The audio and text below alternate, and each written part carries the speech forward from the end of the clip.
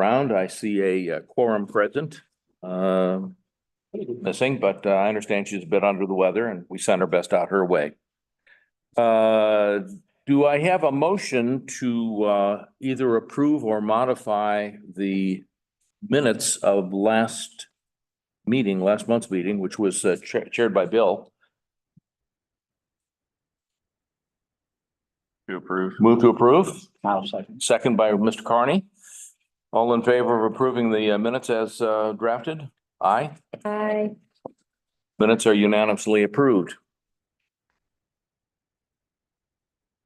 I understand. Do we have anyone signed up for the public comment period? Do we have no? Okay.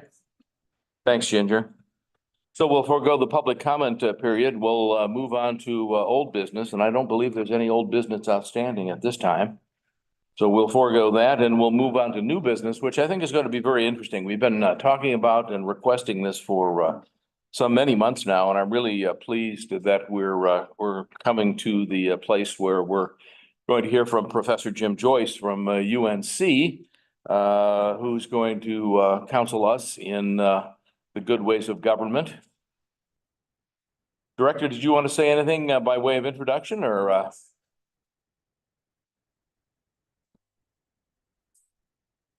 Trying to work on getting a mic. Oh, all right. Speaker. Oh, you don't have one.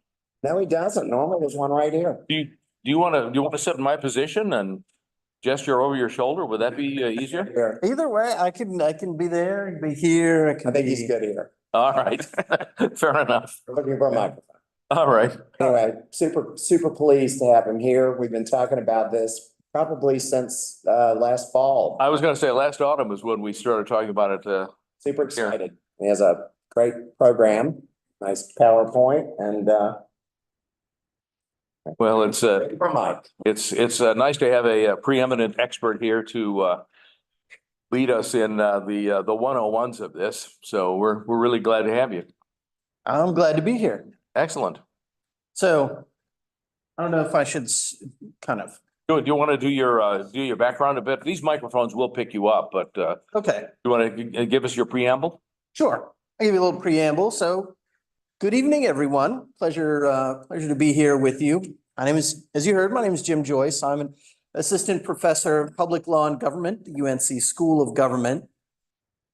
And some of you are probably a little more familiar with the School of Government than others. I know there are folks on staff who've been through some of our courses. But I always like to start out by mentioning a little bit about the school and how we're different from other parts of the university. Because unlike a lot of other academic units, we have a mission at the School of Government that is focused on practical scholarship is the phrase we use. So instead of teaching degree students, now we do have an excellent Master's of Public Administration program, but my role, instead of teaching degree students and writing for academic journals, is coming to teach folks like you. We run workshops and training programs for all kinds of public officials, and that is at the core of what we do instead of kind of ancillary to what we do. And that also includes our publications, which are focused on real world advice and guidance. Some of you might have heard of our local government law blog, Coates Canons. If you look on, I think it's page 4 of the handout that you have in front of you, there are a number of specific posts that were called out that I thought might be helpful for you all to have as references if you want to look at those after the meeting, or just know that they're there for when you want to look at them. So let's see, so should I just tell you? Yeah. Oh, okay.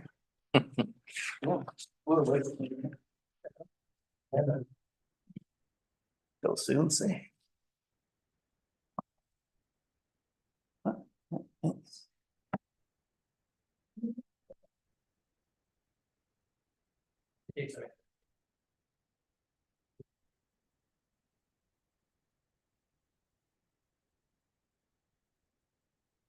Was that me?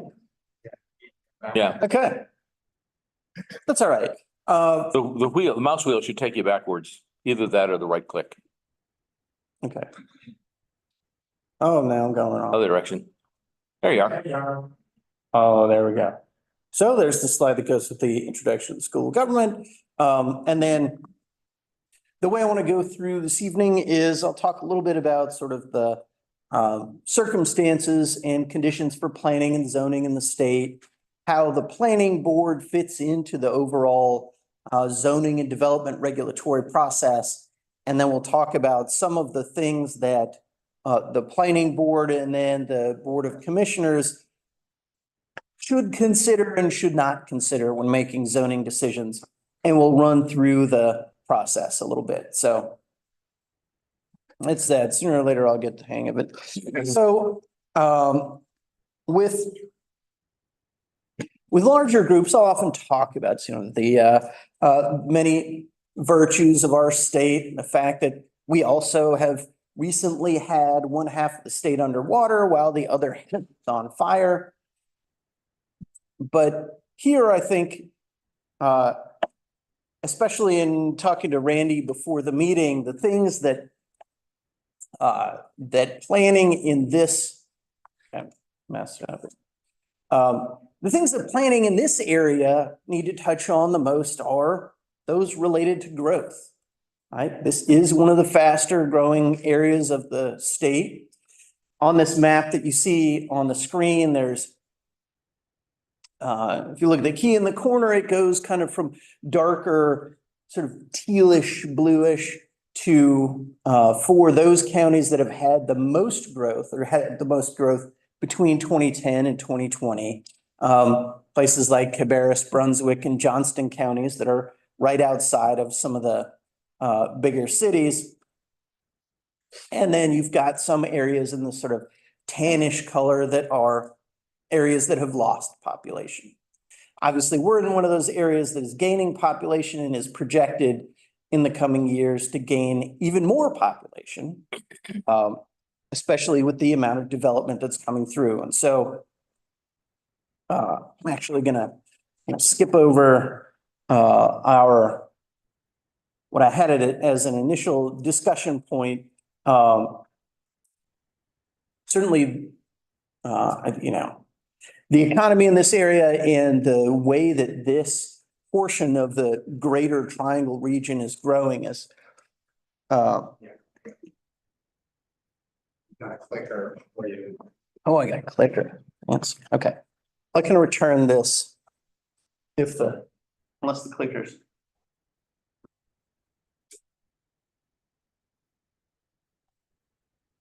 The clicker's gonna work. Oh, clicker doesn't seem to like me. So I might. So wait for that. Right. It's an experiment. Work in progress, as is any good plan and really any community in the state. It's always, you're either growing or you're shrinking. And so I want to start here with developing plans or starting at the beginning. There are a number of purposes for both zoning and planning that are outlined in our statutes. Things like guiding our decision, making sure that we've got efficient public investment, prioritizing government actions, et cetera. It's also required by law. When city and county development authority was combined back in 2019, we went from town authority being in chapter 160A and county authority being over here in chapter 153. Those were combined into a new chapter 160D of the general statutes. Maybe that's a little wonky history, but I use that to set up that that's when we got this requirement that if a local government wants to apply and enforce zoning regulations, it has to adopt and reasonably maintain, whatever that means, a comprehensive or land use plan. That process, the process of adoption is the same as other legislative zoning decisions that we'll talk about. The law isn't really terribly clear, to be honest, about what we mean by reasonably maintained. A plan that is 5 or 10 years old is probably reasonably maintained. I tend to think that as long as the plan is relevant to what's going on in the community and the challenges and opportunities that you're facing, that it is probably reasonably maintained. And your what do you call it, land use plan, like many comprehensive plans, takes a fairly long range view and looks at a lot of different areas of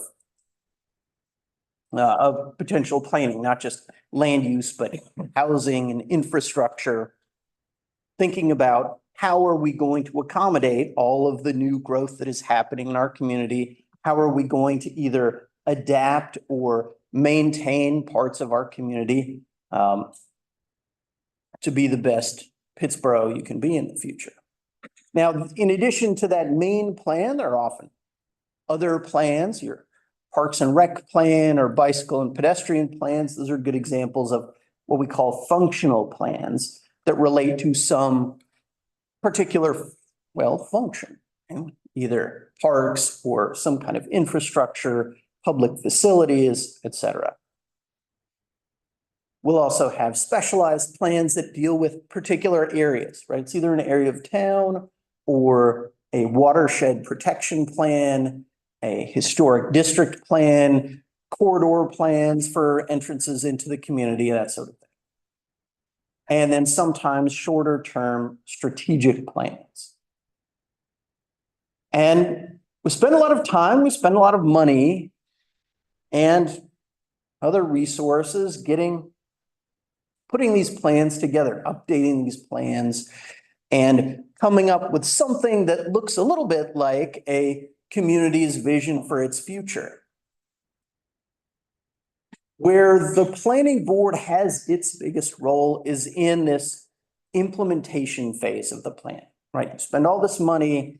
Part of the reason that that statute I put up on the screen a couple of slides ago is to make sure that when the Board of Commissioners is making their decisions about potential changes to the zoning ordinance, or whether it's text or map or other development related ordinances, that they have the advice and counsel of a board that focuses on the plan.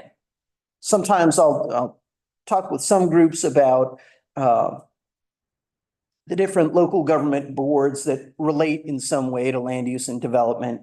And I'll compare the governing board, like a Board of Commissioners, to the legislature. I'll compare the Board of Adjustment to the judicial branch. There isn't really a match in state government or federal government for the planning board.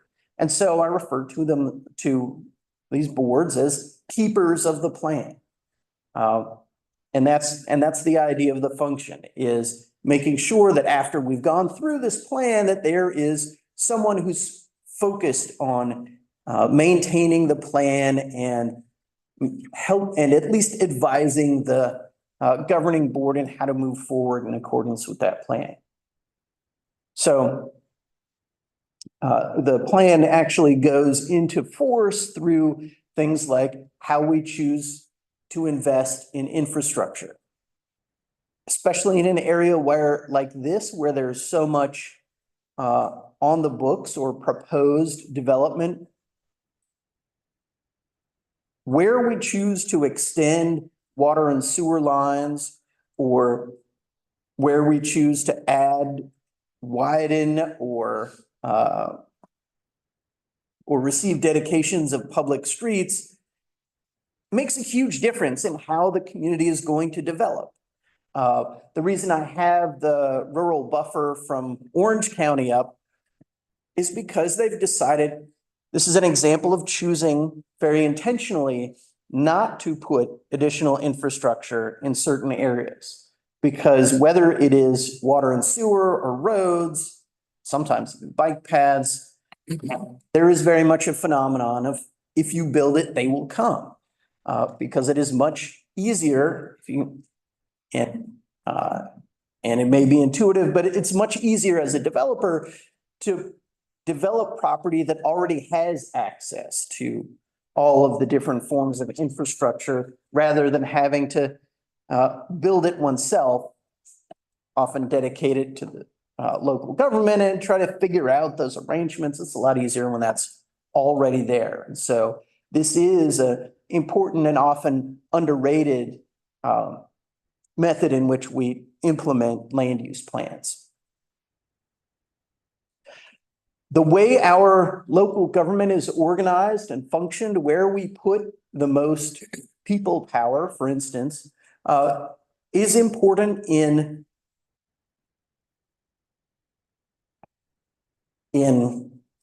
managing how the development process works in the community, right? If you've got a fully staffed development services group and that group is trained towards customer service, you're going to be a lot more friendly and inviting for development, and things may move through faster rather than if you have a department that only kind of touches on planning and development and you've got one person who's kind of part-time, and obviously that's going to make the whole process less efficient, and that matters for, again, for the development process, because time very much is money in that industry. Before I was at the School of Government, I practiced law at a private firm for about 10 years, and a lot of that work, that work was primarily either environmental or land use. So we did a lot of work for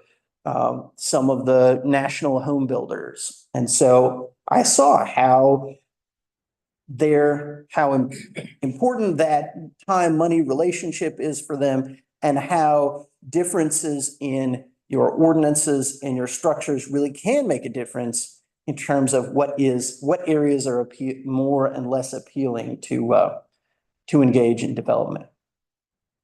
Obviously, our development regulations are a primary, if not the primary way in which land use plan is put into action. Obviously, the one that we'll think of first is often the zoning ordinance. And one thing I like to emphasize is that the zoning ordinance is made up of two separate yet equally important parts. The map, that tells us which rules apply where, and the text, which tells us what those rules are.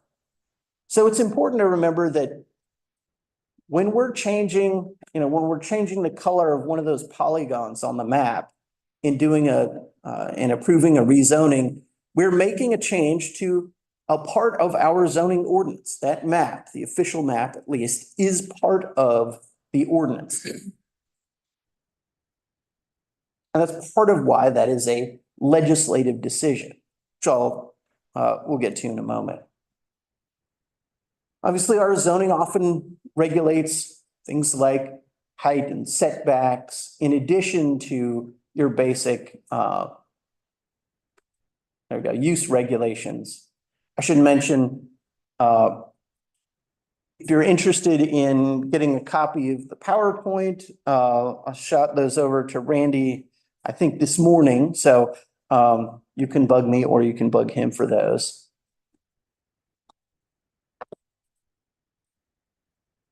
I also try to collect some portions of the UDO that are focused more on the procedures in which the planning board is involved. So your procedures for things like major subdivision preliminary plat reviews. And so Randy should have a copy of that, and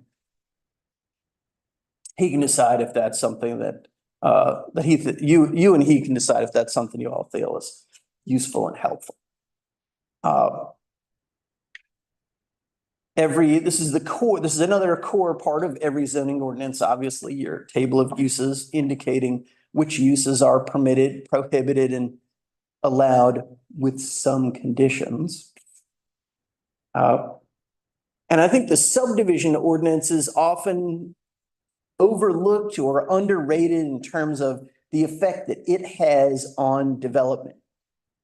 If you look at some of the earliest subdivisions in the town of Chapel Hill, right at Franklin Street, right at the edge of the UNC campus, there are subdivisions from the late 17 or early 1800s that line up with how those streets look today. And so how we subdivide property, how we put in all of the infrastructure that goes along with that subdivision is key to what, those are lasting decisions. So it's important to have that in mind when we're looking at how land is subdivided and how we're regulating that where we can regulate it. I've already mentioned infrastructure, of course, how our regulations deal with stormwater and wastewater, things like tree protection, core parts of our ordinances that implement some of the plan goals and objectives. Of course, in some communities, we will have separate planning and subdivision ordinances. Here, you're one of the many towns in North Carolina that has a unified development ordinance. How we enforce building code and property codes also has an impact on how our community develops and how our plans get put into place. I should mention, feel free to interrupt me at any point or raise your hand or have you if you have any questions. I've planned to go for a couple of hours or so. If you've looked ahead in the packet, you'll see there's some discussion questions for us to go through. But the more that we can have a conversation, the more that I can kind of tailor some of my comments to what it is that you folks want and need the most. All right. Just wanted to mention as well a few things that are kind of recent trends, if you will, or hot topics in planning and zoning. Things like the missing middle housing phenomenon that some of you may know rather well, where our current ordinances, or at least historically, land use ordinances have been very good at giving us detached single-family homes and sort of mid-rise or larger multifamily developments, but have not been terribly good at encouraging or obtaining the development of more organically affordable housing, like your courtyard apartments and triplexes and cottage courts and things of that nature. And so the General Assembly has been and probably will continue to wrestle with the issue of how to fill this missing middle housing gap and how to encourage or allow local governments to seek more of this kind of housing. Form-based codes are another one. There are a number of communities, and I'm not sure if you have these elements here, but there are a number of ordinances that have regulations not just on the kinds of uses, right? Can we put a gas station here? Can we put an apartment building here? But on the form of the building, where it sits on the lot. And maybe we don't care so much if a particular building is used for retail, for offices over retail, or apartments over offices, as long as it looks the way that we think our, say, downtown buildings should look. And the last one, everyone's favorite, is conditional zoning. And the thing about conditional zoning is that in conventional or general use district zoning, we're just changing from one district to another. Say from, you're middle or higher density residential to community business. And that change can't be made with conditions on it. Your basic general use rezoning is just, do we want to change the set of restrictions and available uses from this to that or not? Whereas conditional zoning is really tailoring a particular zoning district to a particular project. Where for the most part, as long as the conditions that you impose or the licenses that you grant are related to the land use impacts of the project and compliance with your ordinances, there's a lot of leeway in terms of what kinds of conditions can be included in a conditional zoning as long as the property owner agrees to those in writing.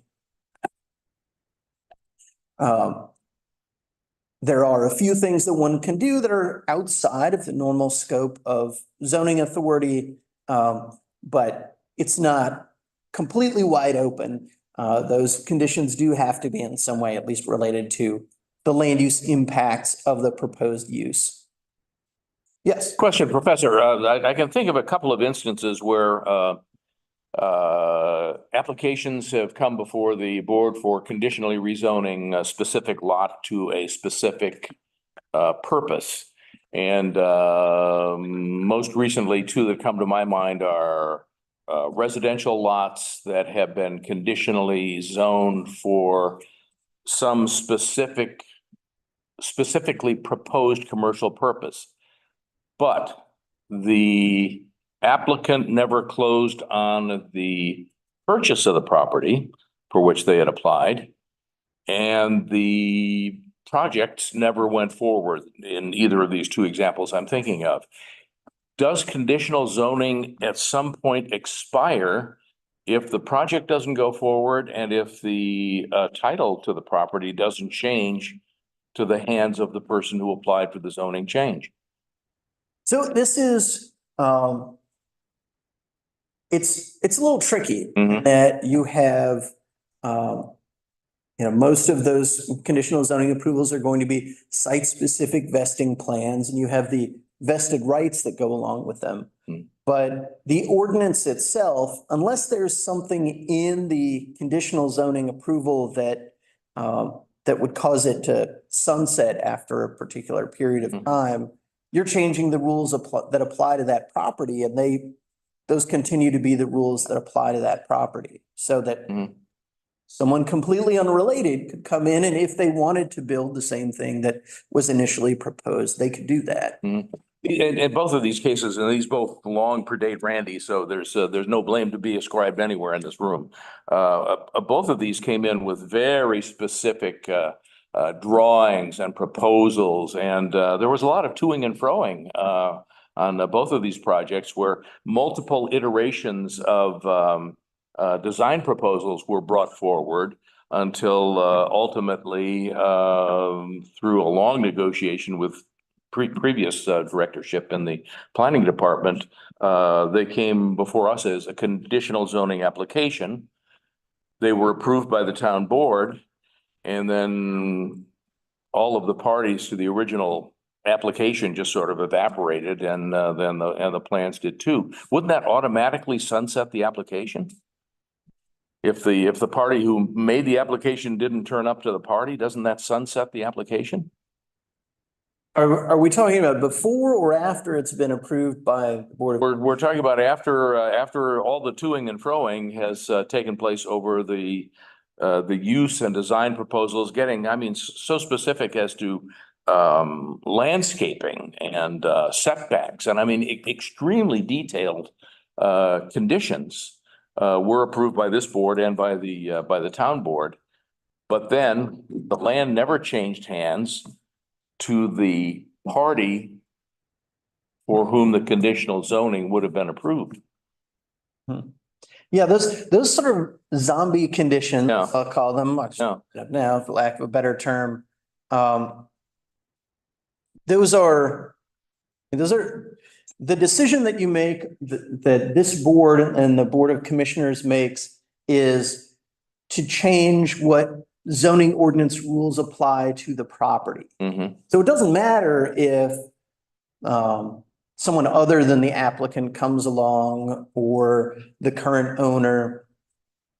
Those are the rules that apply to the property until either maybe by their terms they expire or they get changed. And frankly, it's something that can be a problem for Mhm. a lot of areas because this isn't the only place where we've had conditional zoning proposals that get approved and then for whatever reason, after the approval, the deal falls through. And so we've got this nice, very tailored, very specific zoning approval that is going to have to be probably rezoned again Right. for whatever comes in next. Would it be wise for a town to write a sunset clause into a conditional rezoning? Is that possible? You know, if this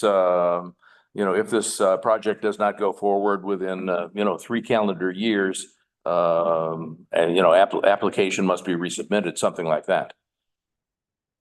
As far as I know, that is something that could be done. Mhm. That's something that, again, it's a condition that the applicant would have to agree to, but Right. but it's a condition that conceivably could be put into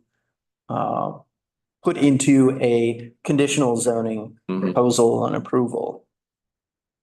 Thank you. Could there be an addition to that, where it would be a condition upon the sale of the lot? We approve it upon completion of a contract that's happening. So that actually gets into, that previews a little bit some of the considerations that I was going to talk about a little bit. Because the zoning decision is a decision of local land use law, it has to be made based on land use kind of reasoning and principles. So something like the ownership of the property, while there's some logic to that idea of we're not going to have this kick in until it changes hands, that's not something that is, I don't want to say that's not how it works, but the ordinance and its conditions need to be focused on the use and not necessarily on the ownership.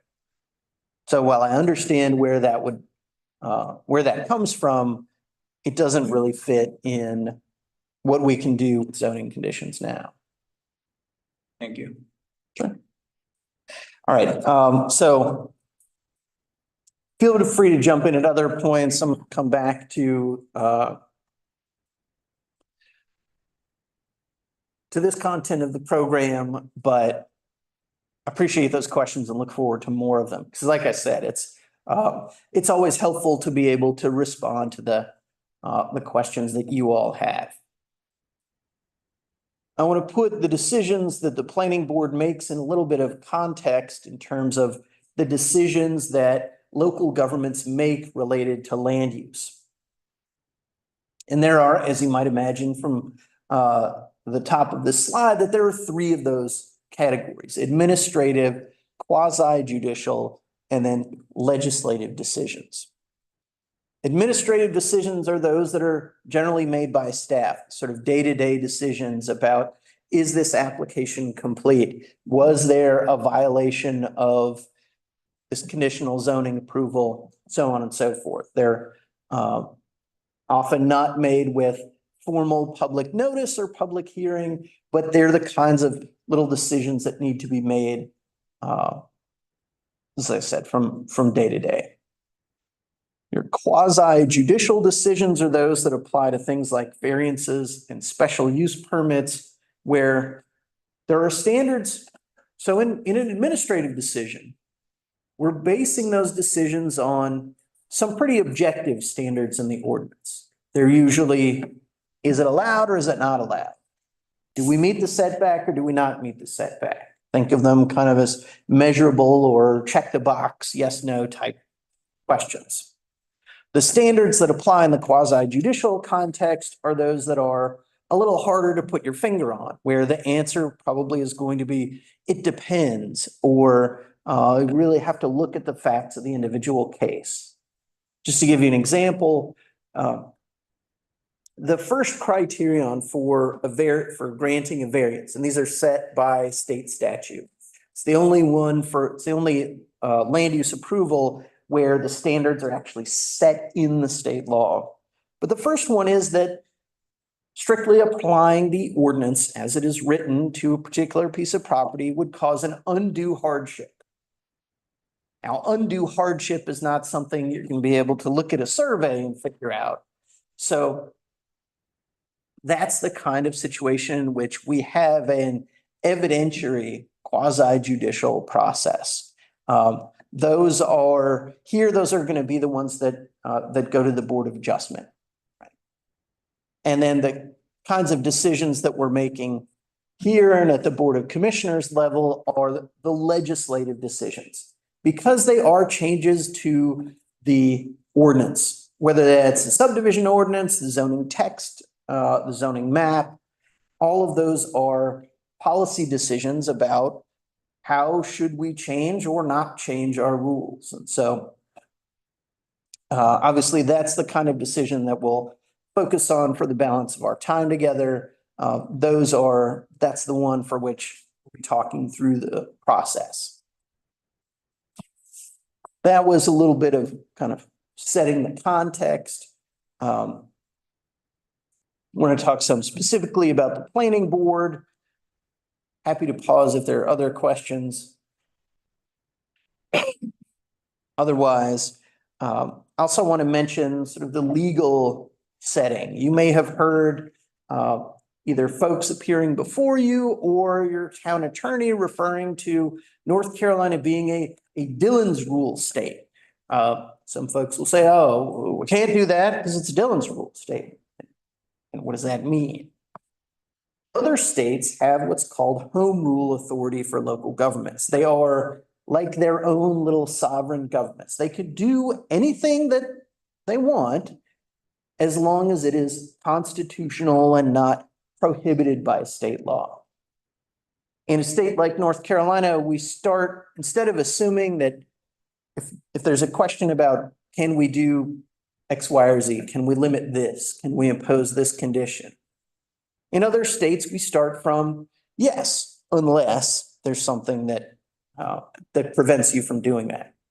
In North Carolina, we start from the other presumption that you don't have authority unless the state legislature has granted that authority somewhere in state law, whether that is through the general statutes or your town charter or local legislation that just relates to Pittsboro and Pittsboro's authority. That authority has to come from somewhere in state law. Most of it in the planning and zoning context comes from that chapter 160D that I mentioned that was pulled together out of the separate bits of authority that were in two separate chapters before. The statutes and your ordinance, there's a couple of citations there to the Pittsboro UDO. You see the statutory duties and the UDO duties. You know, the ones that are additional in the UDO are just some of the additional matters outside of plan updates and zoning amendments that come before you all, things like major subdivisions and site-specific vesting plan review. But you see, all of those are advising. This is a board that while your decisions do not have the force of law, the plan also does not have the force of law.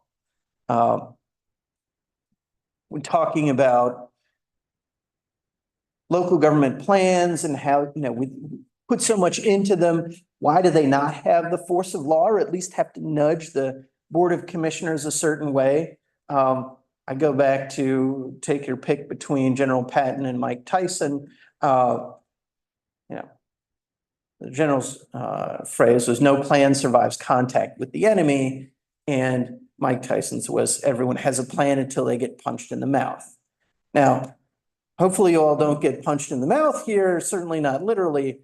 But that's just to remind us that plans can change. So we're not beholden to what's in the plan, but it is the role of the planning board in these legislative decisions to say, hey, Board of Commissioners, here's what's in the plan, here's what we said in our plan that we were going to do about this kind of development or a proposal in this area. And that way, even if the plan isn't mandatory, it has at least been considered. I think that's a lot of what the statutes that require zoning proposals to come through the planning board are all about. It's about making sure that we're at least looking at and comparing the plan with the ordinances and not just kind of leaving the plan on the shelf. So as a tangent anecdote, I went to graduate school for planning before I went to law school, and we did a fair bit of talking about great plans that, that go through, that are designed really nicely, and they've got all the graphics and well thought out policies that just then collect dust on the shelf. And that's what these duties are trying to prevent against, is keeping that plan from just gathering dust on the shelf. Hey, Yes. would that be the reason why we include consistency statements when we do the? Yes. Yeah, that's why, one, the planning board has to, in its recommendation, include a statement as to whether the action that's recommended is consistent or inconsistent with your land use and other applicable plans. And it's also why, at the end, the Board of Commissioners, as we'll see, has to approve a statement as to whether the action that they're taking is consistent or inconsistent with the land use plan. It is that same purpose of making sure that the consistency statement is almost like the board showing their work. Look, we really did consider our plan. And either we followed it or we decided to go forward with this anyway, because, times change. Not a lot to say about the composition of the board. I noticed that you do have your required ETJ membership. This board should have some rules of procedure. Some boards will start with just Robert's Rules of Order, and that's a fine place to start. It can be useful to have a set of rules that are either approved by the Board of Commissioners, or if they don't adopt a set of rules, then this board can approve that set of rules. And I want to say that I leave that duty to the planning board to adopt your own rules of procedure. There's a lot of flexibility there. The idea is just we want you to have rules and follow them. So this gets to a couple of fun topics that I like to go over that are important to the process of functioning as a board and board members. These are topics that we could probably spend a significant amount on by themselves. When Eric had to sit through our zoning official certification course this past fall, we did an entire hour on official meetings and public records. But what I want to do is give you the sort of 5-minute summary of these principles so that you have them in your head. The key thing about official meetings is that if you have a majority of a public body, like the planning board, if you have a majority of that body together, and the statutes use the phrase transacting the public business. If you are talking about the substance of some matter that is either on your agenda or in the pipeline that has been proposed, then if you're having those substantive discussions and there's a majority of you together, that needs to be an official meeting that has the same notice and opportunity for the public to to come and observe as your other meetings have. And the key really then is to avoid having discussions about the substance of what you're talking about outside of this forum, unless it's something like one-on-one or three of you together. The key for public records is that for folks like us who work for state government or divisions of state government, including local governments and a university, all of the documents, and you can see the statute, whoever was drafting the most recent version of the statute thought of as many different kinds of forms of documents as they could. They might have taken off something like, microfiche that's not used as much, but it still counts.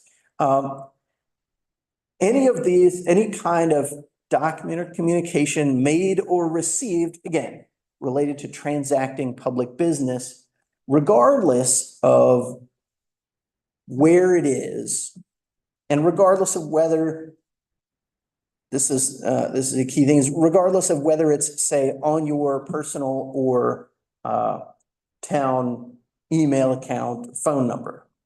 So the example I like to use is that if I send my wife Instagram funny reel of some goofy dog, if I send that from my state email address, well, I'm not doing any work related to the public business in that message, so that's not a public record.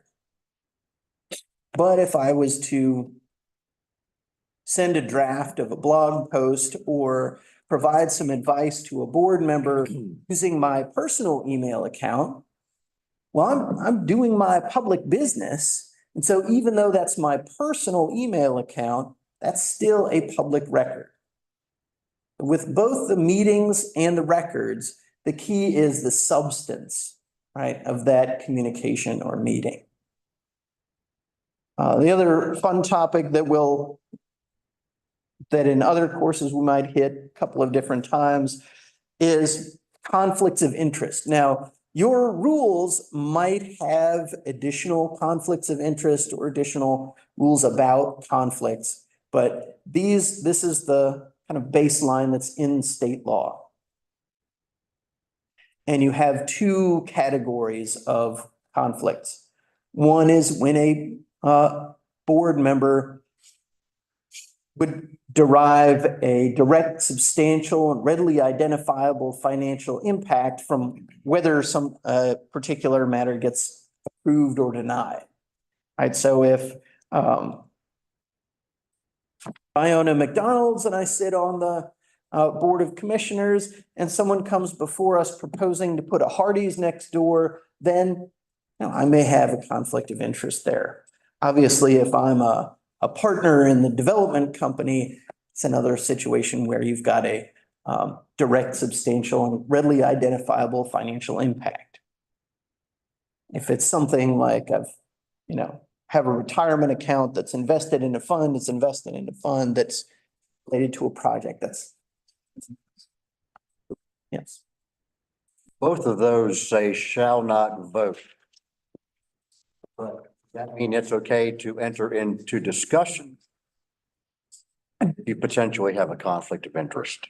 So even the statutes say vote, but I think it's often the practice, and it's often a best practice, that if someone has a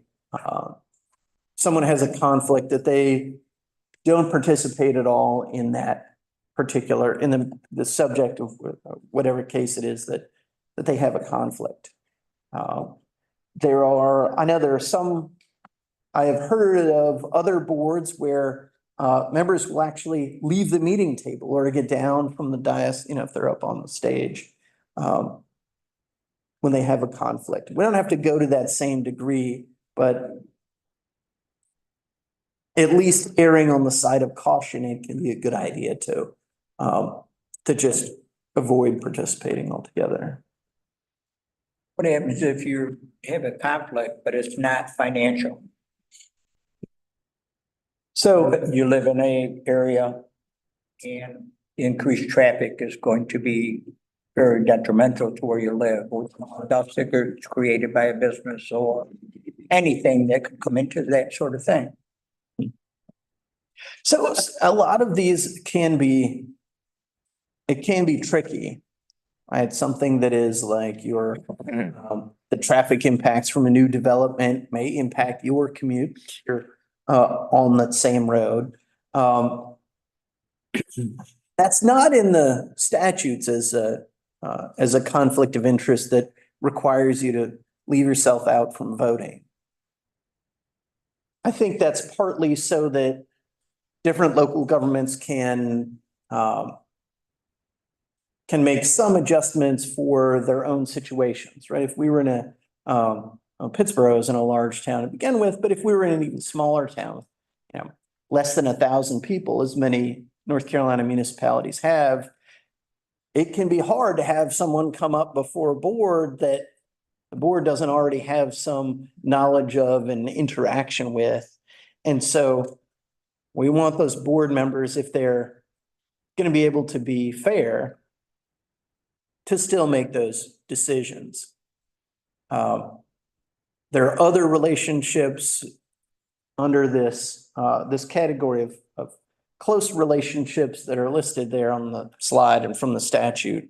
They relate to family relationships and business relationships, but there are going to be situations in which you may have some predisposition or have your own concern as a citizen. And as long as you're able to look at a case on its face and on its merits, then I don't think the law is going to look at you as having a conflict. When we get to sort of borderline cases, and whether that's for, say, statutory conflicts or just avoiding the appearance of impropriety, rule of thumb that I'll often suggest is to imagine someone from outside the community observing the proceedings. Would they be concerned that you or whichever board member is making a decision based on their situation and relationship to the applicant, or based on the merits of the proposal itself? And so if someone from outside the community would suspect that, well, Randy's going to make this decision a certain way because that's his brother-in-law.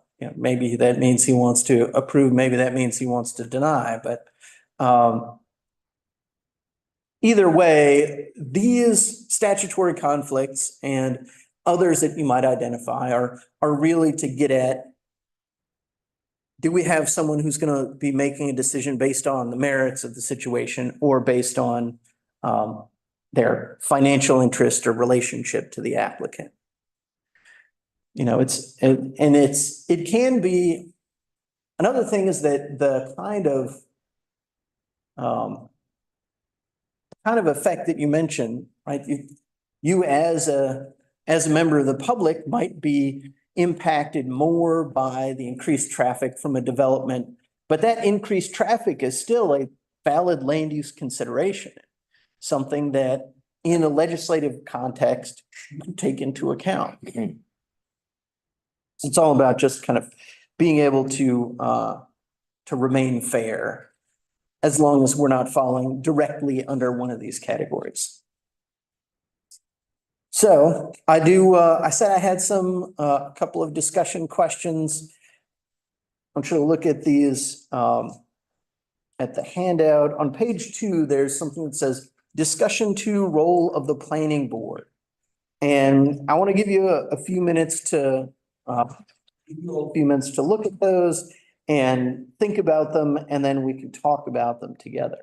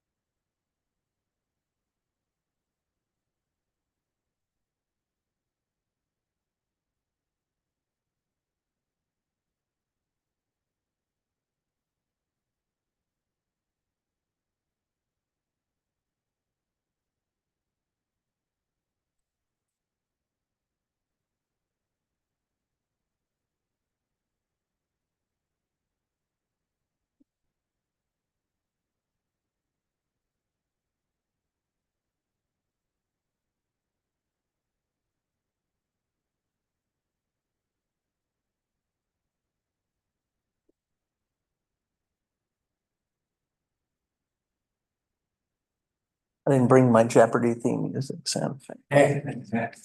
Maybe another time. I'm putting on your voice.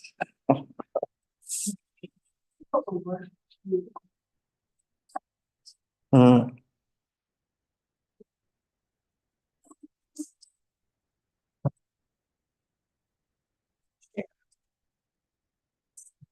That's blessing. Turned on. No, is that, let's see, that's the. It was on, yeah, that's off. Turn it back.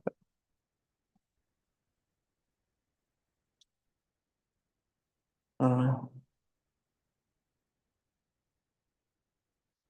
right, well, I've seen a couple of folks looking up, we can go ahead and discuss these, and you can always come back and give it another look later if you want to. But start with A. One evening while bored at home, board member Samantha starts a text chat with the whole board. She says, "Hey, y'all, I'm not loving this rezoning application for next week. What do you think?" And within moments, all but one of the board members is responding, and they start debating the pros and cons of the rezoning. Do you all have any concerns with that? Sure, it's a violation of the open meeting laws. Yeah. And why is it a violation of the open meeting laws? Well, because you've got a quorum of the board engaged in an active discussion. Right. And that is, even though that is over a text chat, it still counts as, Over facsimile machines, it doesn't matter. It's still a violation. exactly. Some folks will ask, well, is there some sort of duty on a board member to kind of put a stop to it? And there's no legal duty to stop your other board members. But it's something that if you see it starting to happen, obviously it's more of a moral duty perhaps to suggest that everyone save it for the meetings. All right, next, board member James sent an email to a neighbor coordinating opposition to the rezoning. James wrote, "I want to get all the dirt on this developer. Don't worry, I'm using my personal email address, so this won't get out." It'll get out. We've been, this board's been subpoenaed on issues like that where our personal emails were demanded. So that's also a no-no. Well, good, well. And they're done. I was gonna say, I'm glad you've got some firsthand experience with that, but. Yeah. Since it involves being subpoenaed, yeah, sorry that you have firsthand. Well, it was, at least from my standpoint, it was all good. I didn't have anything incriminating. Question on that though. Yep. His personal email would no longer be personal. It would be a government or a job related email, correct? Regardless whether it's on a private device or a government device. It's discoverable. That, They have a right to talk if it's not a quorum and we can go out and talk to the public in reference to issues and so on. So that part of it would have been okay. I don't like the way it was written. We're looking for dirt, but. right.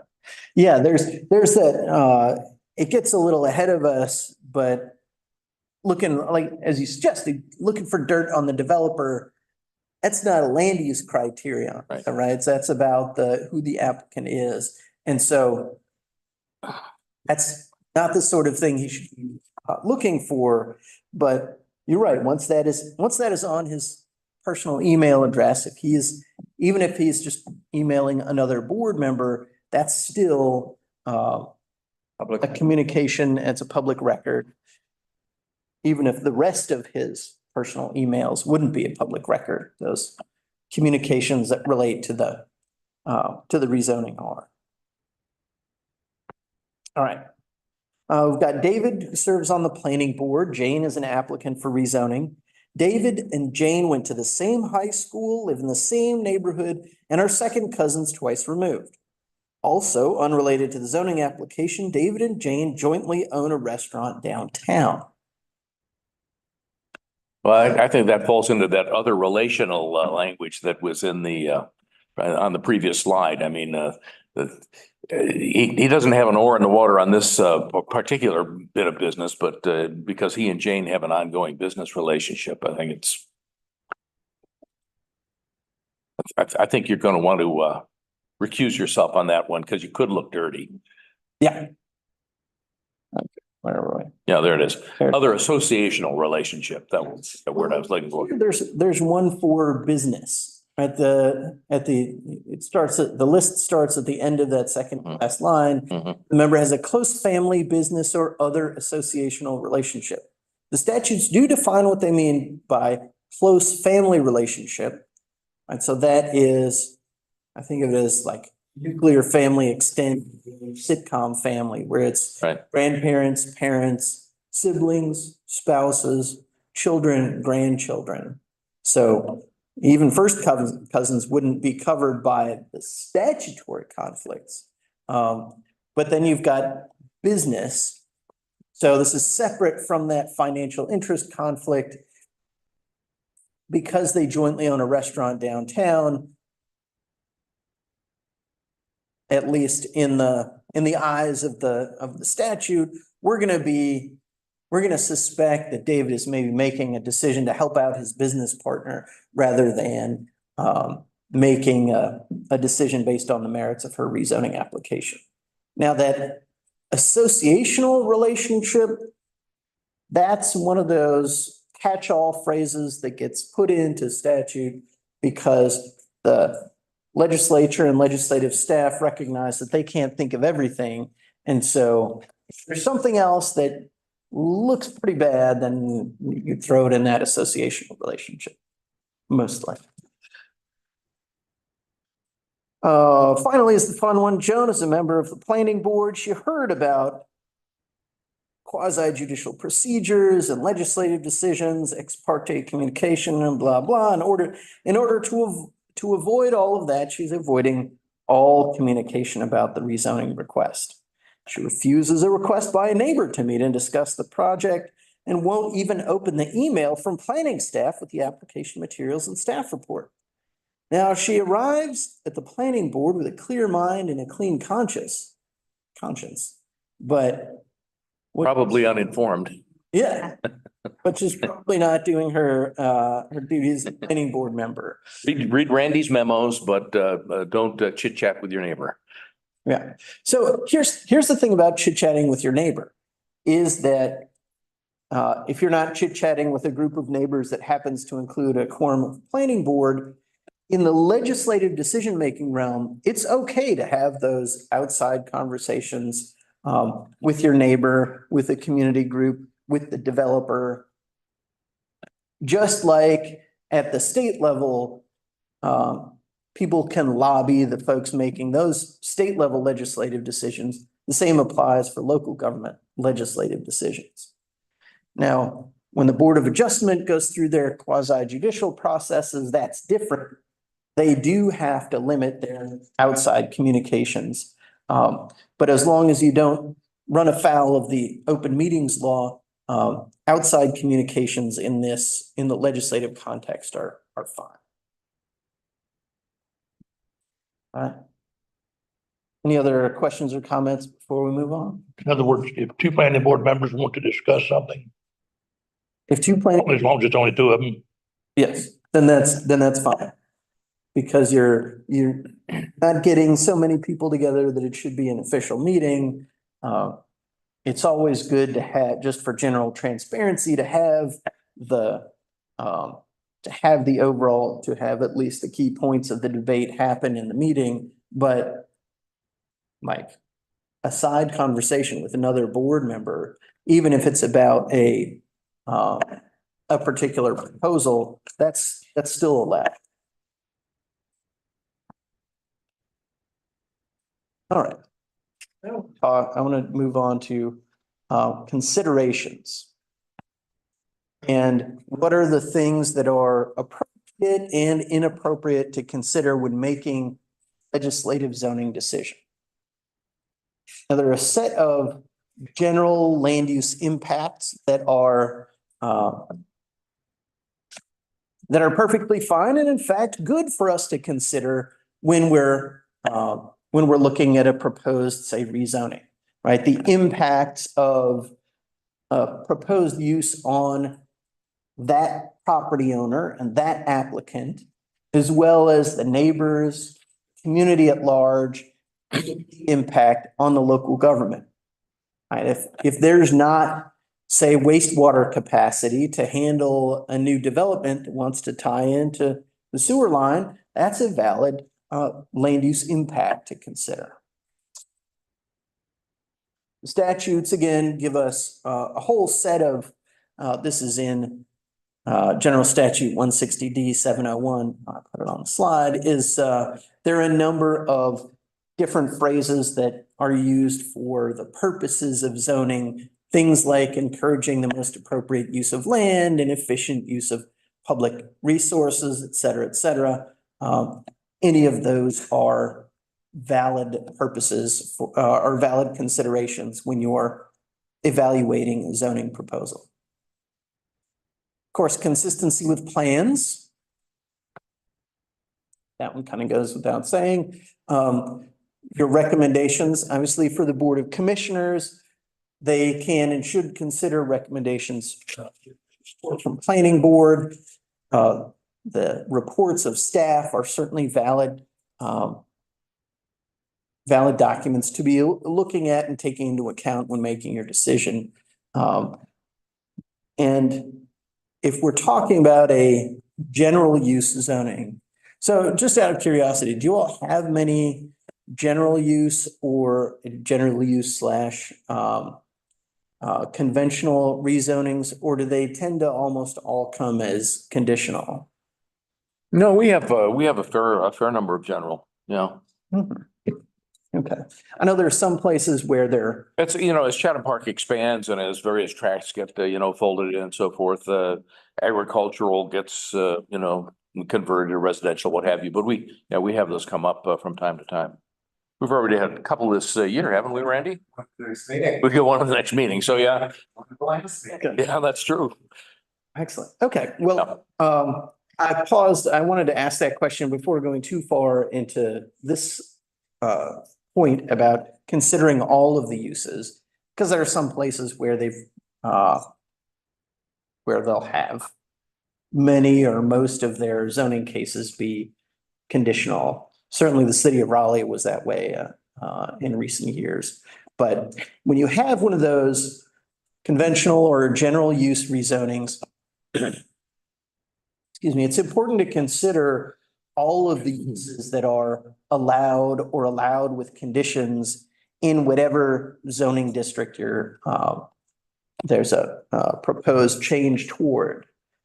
Right, so even if a developer comes to you or an applicant property owner comes to you and they have a particular project in mind and that's what they want to do,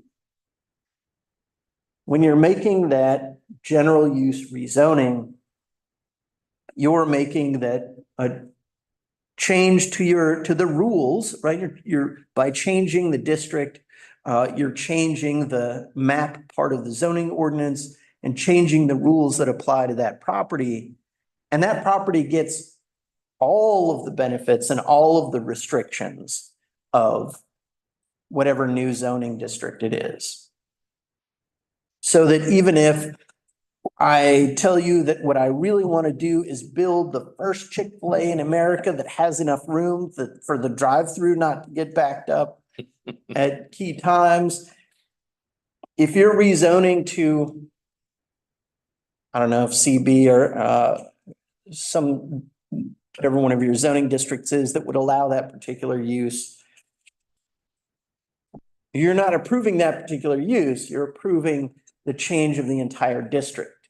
Because if I get down the road and things fall apart with something I may have the best intentions of completing, that general use rezoning means I could still do other things in that within the limitations of that district. So it might be that ends up being a bookstore instead. So important to consider all of those. Next are the ones that are improper zoning considerations. Things like the identity of the applicant and the owner and the tenants. Whether something is an Advance Auto Parts or an AutoZone or an O'Reilly. If it's an auto parts or auto repair related store, that's the use we're looking at. or an automotive retail use. That's what we're looking at and not at the particular kind of, the particular, user of that property. Of course, there should be some rationale related to land uses. This goes a little bit along with the conflicts, but if the reason that you are making the decision isn't grounded in some way in land use, then that's not the basis we should make deciding upon. Another is ownership structure. And so there was a case out of Chapel Hill. Case out of Chapel Hill some decades ago now, that involved a multifamily development and whether that development was going to be apartments for rent or condos to be owner occupied. And the state Supreme Court said that's not something that the form of ownership or occupancy is not something that we can regulate. Now, one question that's come up is around short-term rentals. If there's a house that is used as a VRBO or Airbnb all the time, can we make that a separate use? Well, that may have a different impact because you're turning over people every week. That may have a different impact than a regular single-family house that is pretty much going to be the same whether you have a renter or an owner in there. Yes.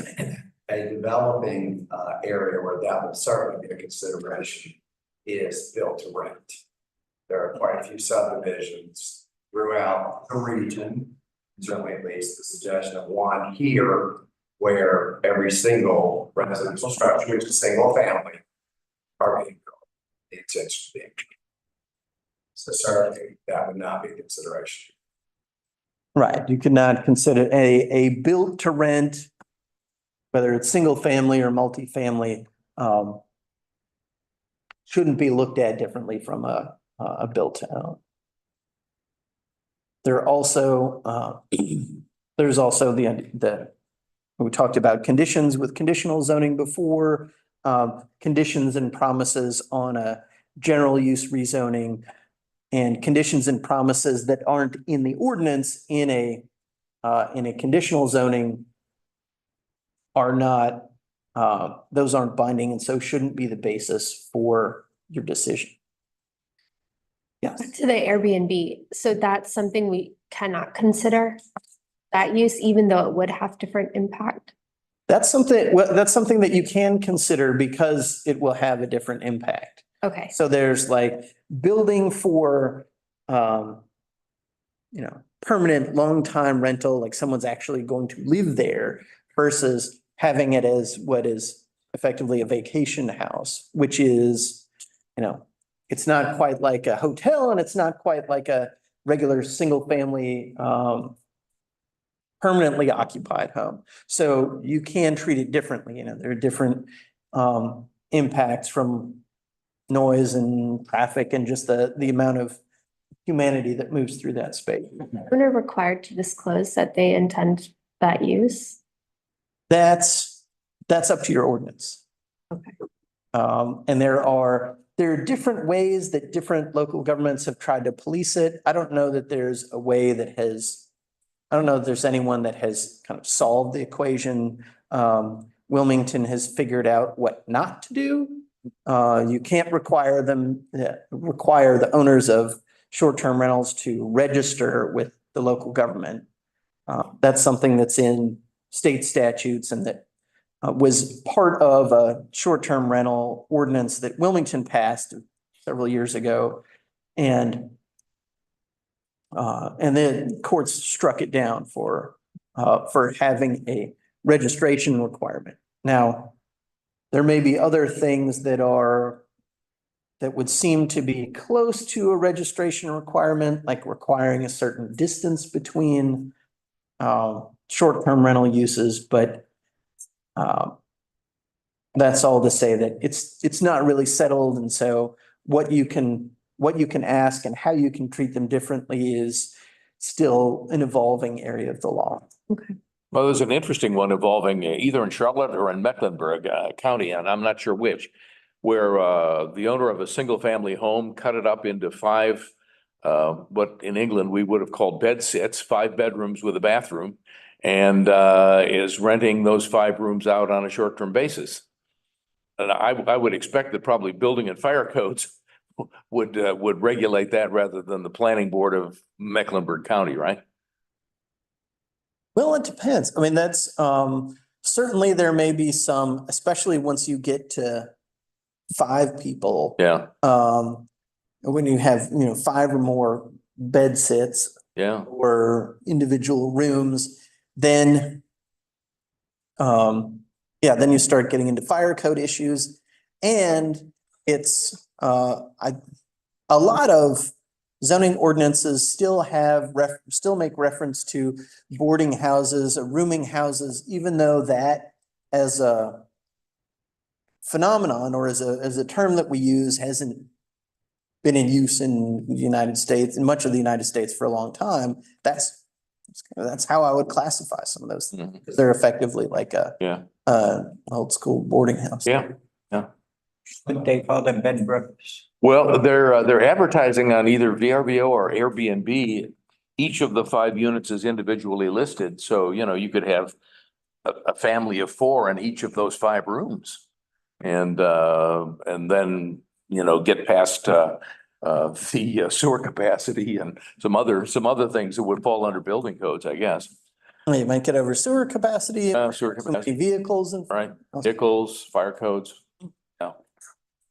Yeah, so that's something that while it was built as a single family home, it's now being used differently, and so you can treat it as a different land use. So there are some land uses that get special protection. These are either from state or federal law. Religious land uses are more constitutional issues.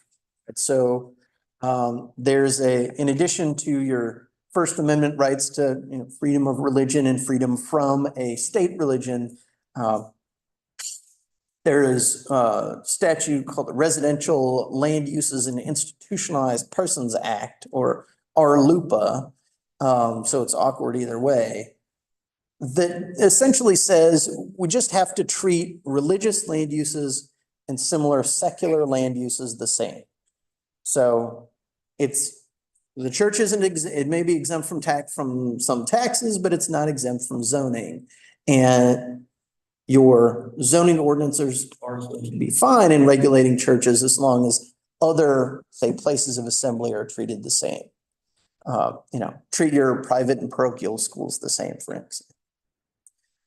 And signs, there's some more complicated freedom of expression jurisprudence that gets into signs. And the basic thing about signs is you can regulate the size and the location and the kind of typeface as long as you are treating different kinds of content the same.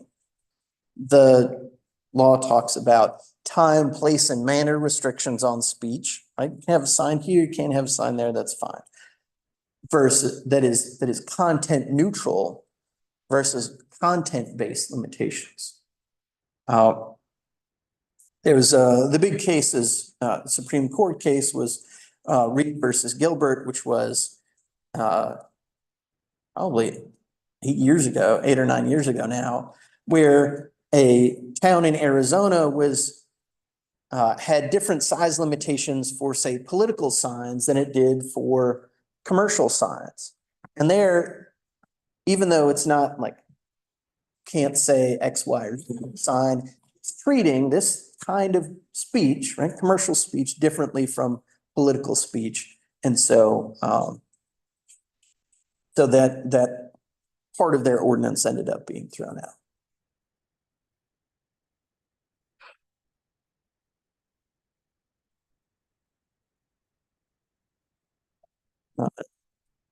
So there's the run through of legislative decisions.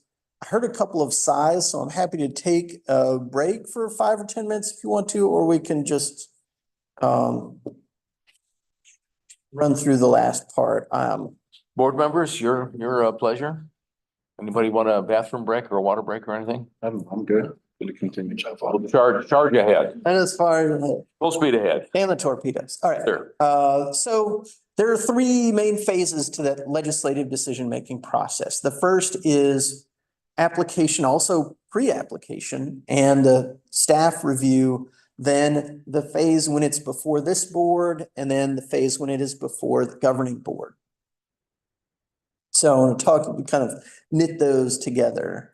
The starting point is, well, who gets to submit a zoning application? And it is most anyone. You can have the town propose its own rezoning. Now, the UDO limits you to, in addition to the landowner or someone with a property interest, someone who has been authorized in writing to submit an application. That's not uncommon. The statutes are a little broader, but we also can't make zoning more restrictive if we're not the landowner or someone with a property interest. That's what we mean by third-party down zonings. Like making the zoning more restrictive when we're not the owner. So there are different communities in North Carolina do this different ways. And this is not a super unusual way, but I noticed that you all do require some of the preliminary kind of pre-application meetings that some other places do for rezonings and text amendments, where there is a pre-submittal meeting with staff. So the applicant sits down with staff and goes over the timeline and the things that they're going to have to submit, the scope of the project, who are going to be the primary contact people, because the owner and developer are going to have a whole bunch of people, and there is a department here at the town, and so that is that's a relatively key part of that preliminary process. I have represented once a developer who got into trouble because when one of their stormwater fences failed, it wasn't clear from the city's perspective who they could call. So they were trying to get in touch with this or that person, and it did not go well for my client, as you would imagine. So having those points of contact identified is, it's great that you guys have that pre-submittal meeting. And then a community information meeting, at least for rezonings and major subdivisions, not for text amendments, but to kind of get the word out to folks in the community before the notice letter hits their mailbox, for instance, telling them what's coming. These preliminary meetings can also be helpful for the developer in that they can identify some concerns and start thinking about how they're going to respond to those, how they might be able to tweak their project plans, and if there are additional conditions that they might be willing to propose to help address potential concerns and impacts. So it is often helpful to have those kind of meetings for everyone involved. Once the application comes in, then staff really makes an administrative decision. It's one of those little administrative decisions about whether the application is complete, and then can refer the application to other departments and create their initial staff report. That's phase one, right? The pre-application and the application review. And that's what's done when it comes to you. State law requires all text and rezoning, all text and map amendments to come before the planning board. And state law allows the planning board a minimum of 30 days to review and make their recommendation before the governing board can just move forward without a planning board recommendation. Some boards will have public hearings. I think most will have a public meeting for the planning board's review. And then the state law says the planning board must submit a written recommendation to the governing board addressing plan consistency and other matters that the board requires. I noticed there are a couple of additional items here that are in your sort of general procedures that are highlighted for the planning board. So your written recommendation, considers relevant materials, will have to address consistency as the state law requires, and then recommend one of the decisions authorized, which is usually approve or deny. And then state the facts you've considered and the basis for that recommendation. So all of those things, I'd imagine, are in the reports that are going up all the time, but that's where they are in the UDO. Consideration, is it simply making it to your board? Does not mean that staff approves, recommends, or likes what's actually in front of us. There's an assumption comes up pretty often around here that when we're standing at the podium with the thing that we're talking about, the staff supports the item, disagrees with the item. Generally speaking, they don't express an opinion. Very important, especially since some other local governments will have staff recommend approval or denial. I think here you've got, it sounds like you have more of the Joe Friday approach of here's what's being proposed, here's what's going on with this application, and now it's for you all to. Question there, if we vote to table a specific project, is the governing board allowed to act on that irrespective of what we have done? So that's what that 30-day period is for. So if you're, I don't know how often you meet, if it's once a month. Monthly. Mhm. It's once a month, then yes, then probably if you table a decision, unless the governing board decides to table its consideration or for planning board recommendation, then they could then move forward without a planning board recommendation. In a particular case, when the recommendation is staff recommends approval. That's another way of saying staff look at the ordinance, this matches the ordinance. I can't find anything in the ordinance says no.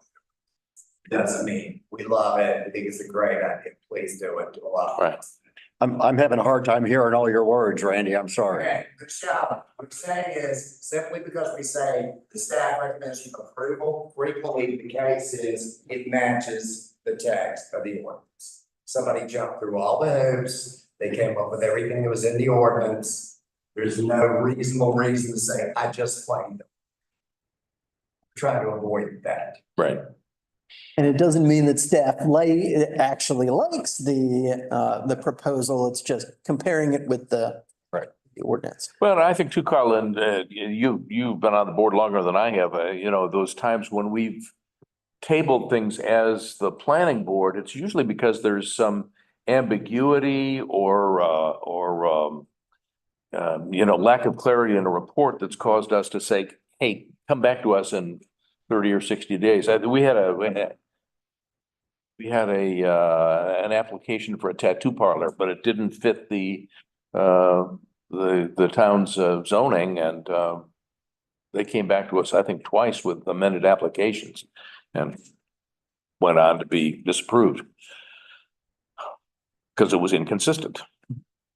And I think a lot of times, if something gets tabled at the planning board level, oftentimes the board, the governing board, board of commissioners or town council or whoever will often want to delay their decision because they want to have that input from the planning board. But I can't think of an example where they've jumped us on that. Can you, Carl, where the town board's been very respectful?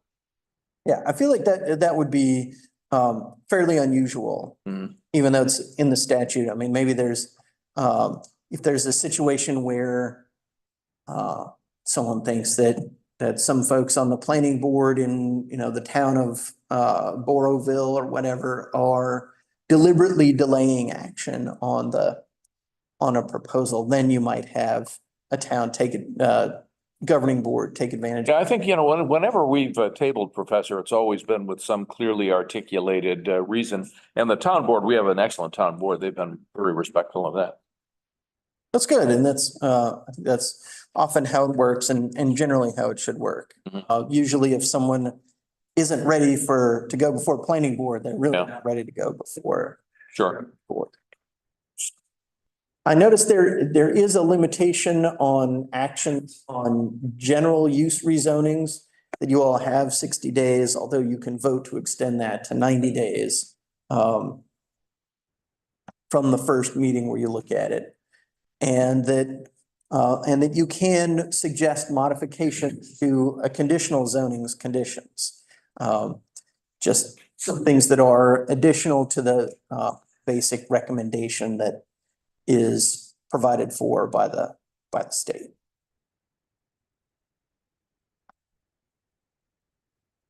And there we go. All right. And then at that point, you make a recommendation. It includes your rationale that goes up to the governing board.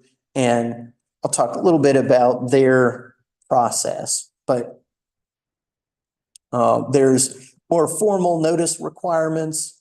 The statutes have this sort of magical 10 to 25 day period wherein if there's a text or map amendment, then notice needs to be published in the newspaper of record.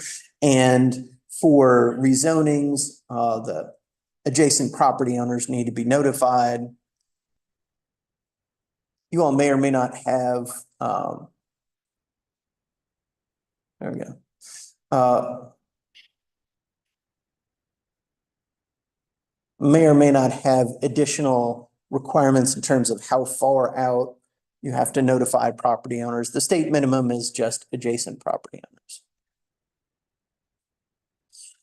Then of course, there's a public hearing. The board can put reasonable limits on the number of speakers that they have, and they just have to be fair in terms of giving everyone, giving folks equal time. But there are, I think it's helpful for purposes of your recommendation to have in mind these two statements that are required to be approved by the Board of Commissioners when they approve a zoning amendment or when they deny a zoning amendment. So whether it's a text or map amendment, approval or denial, there has to be a statement that's approved with that of whether or not the action they're taking is consistent with the land use plan. And that, of course, may substantially come from when things are working smoothly, that comes from what's been proposed by the planning board. In addition, there's a statement of reasonableness for zoning map amendments, right? So when there's a rezoning, they have to include this additional statement of reasonableness. And this actually comes from state law on spot zoning. So spot zonings where we've got one piece of property zoned differently than the others around it. And some folks will get the kind of misconception that spot zoning is illegal. It's allowed if it is reasonable. And the case that kind of laid down the rule that spot zoning is legal if reasonable listed these exact same factors that are in the statute. for what is, what makes a spot zoning reasonable. So it kind of requires the Board of Commissioners to cover themselves. If their rezoning is a spot zoning, then they will have this statement that says why it is reasonable. So it is a legal rather than illegal spot zoning.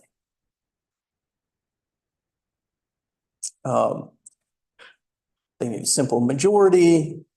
Imagine you all probably work on simple majority at the planning board level. All right, so there's another set of discussion questions.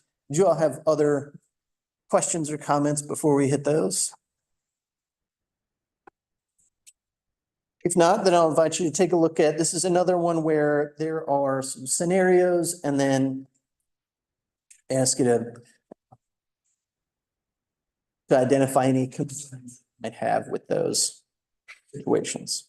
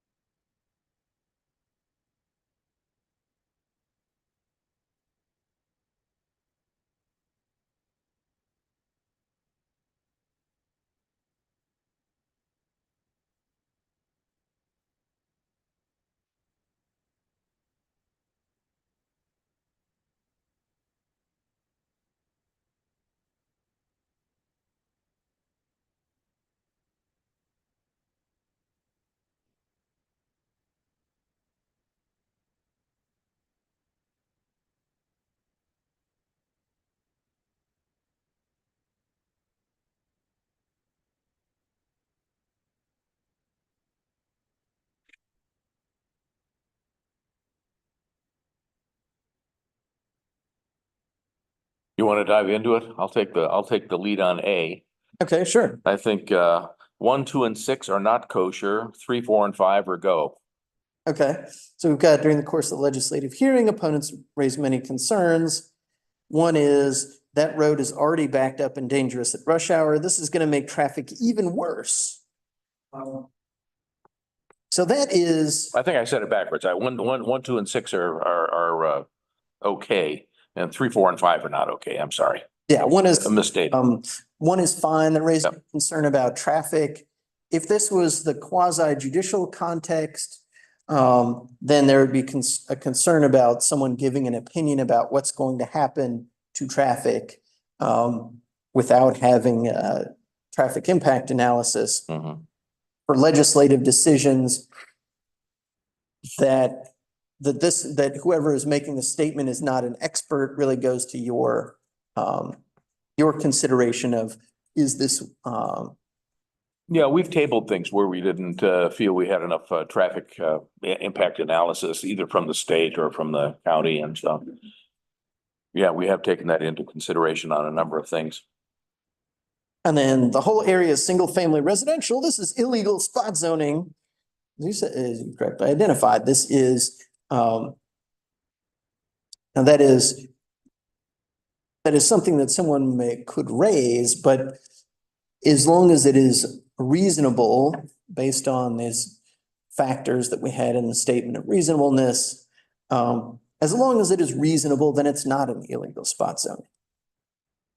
All right, you can't let those people move into our neighborhood. Have you seen the apartments over in other town? Hmm. That one was not A no-go. Right, Yep. right. That's a no-go. We're talking about who's going to be occupying those units. Now, there's some maybe closer to the line or acceptable is something like an age-restricted community. There, arguably because it's age-restricted, there's a little difference in terms of its land use impact, particularly the impact on schools. But for the most part, who's going to move in is is not a valid consideration. This is just a giveaway to some out-of-town developer. Folks may or may not think that's true, but that's not a land use consideration. And I heard the apartment is going to have some affordable housing. We don't want that in our neighborhood. Actually, it says we don't that. There should be a want in there. And there again, as you said, that's not a valid consideration, and that's specifically, we're not allowed to deny a zoning proposal because it includes affordable housing. The law doesn't say about anything about denying because it doesn't include affordable housing, approving because it does include, or approving because it doesn't include. We just can't deny a zoning application on the basis that it includes affordable housing. Then the last one, the sewer system is already stretched thin. That comes up here all the time. Sewer and water, sewer and water. We're right at the limit. And that's one of the things that I think is coming to a head in a lot of communities in the state. And I've heard that both from the local government side and from the development side, is that we're running up on capacity issues, and there's only so much water that can be provided and sewage that can be moved. So there's there were some recent statutory tweaks that to kind of how we calculate sewer usage and how close to the permitted capacity a system can go. There are some of those that were approved in the last legislative session. But that is a valid consideration.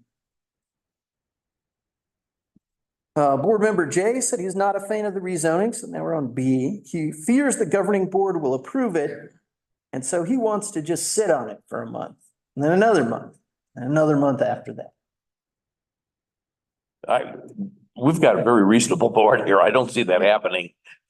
My cohort here is, we'd thrash it out and debate it thoroughly, but I don't see us sitting on something month to month for one board member's objection.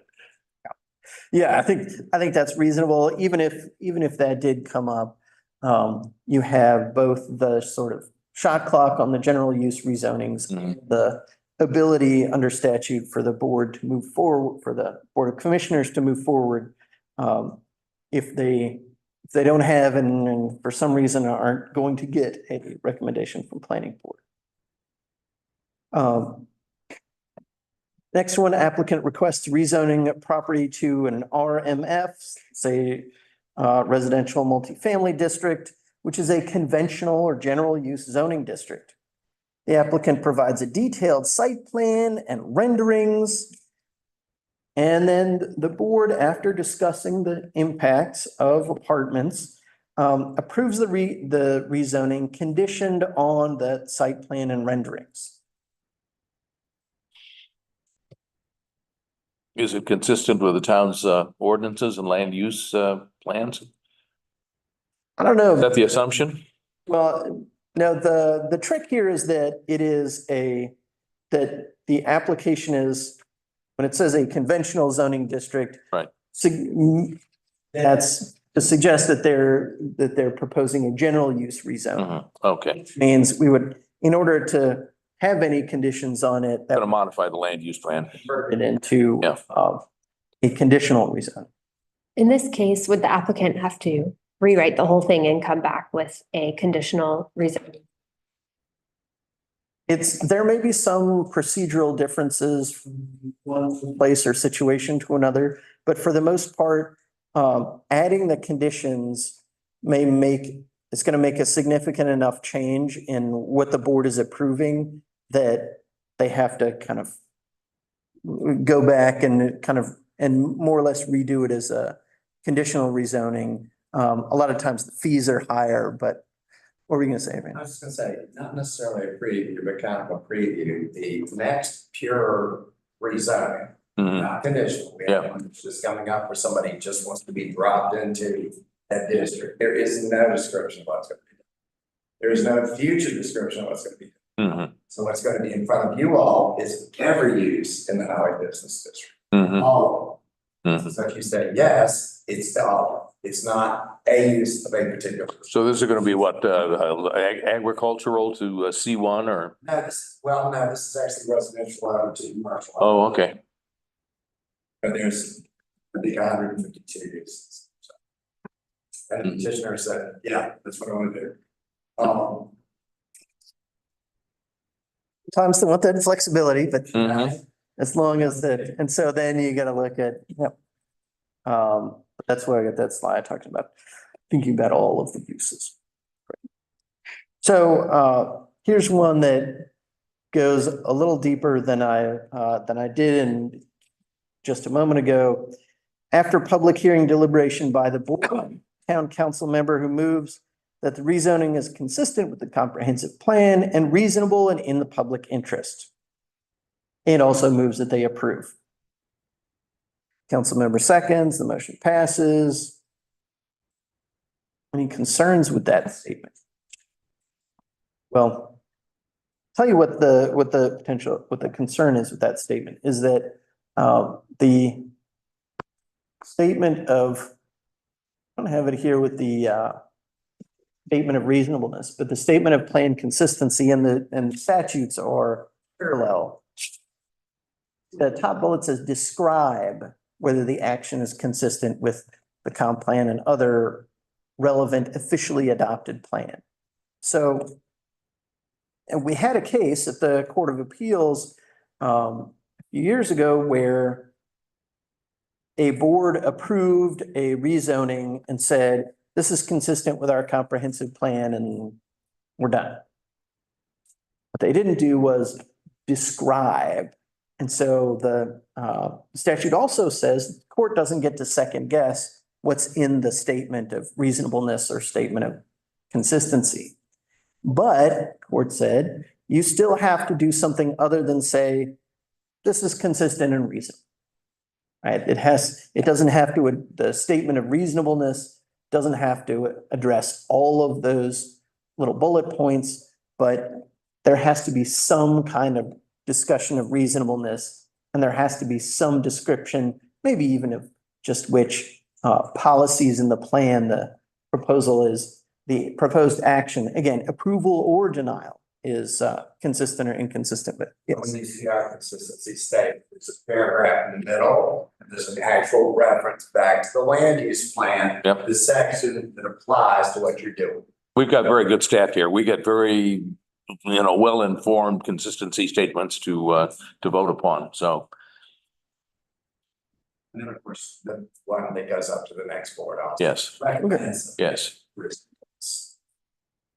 Again, whole nother, it's boom, boom. Mhm. Just look at the plan and tell her to see. Yeah. Yes, that's. We do. Mhm. I mean, I can certainly understand sometimes it's more work to figure out to do this. Mhm.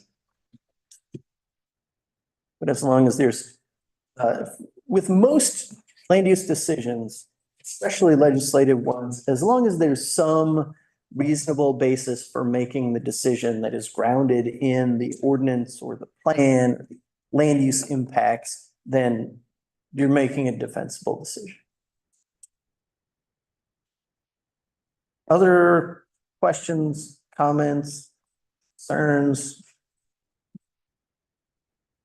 Board members? Well, Professor, thank you very much. For me, it was very instructional and I really found it very useful. Thank you for taking the time to keep us. Great. Well, thanks for having me over. And in addition to those blog posts that may be helpful references on the handout, you can also feel free to contact me directly. Part of Excellent. what we do is interfacing with and answering the tough questions from board members and staff. Wonderful. Well, the harder the question, the more likely it is that our answer is going to be, it depends, or that's in a gray area. Requires further research. Yeah, of course. We understand. Well, thank you very much. We appreciate it. Thank you.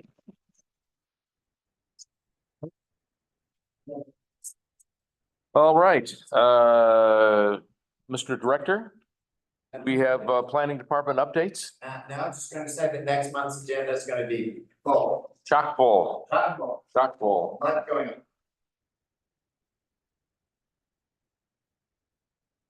Oh, and I'm sorry, we're also gonna have an election for. That's right.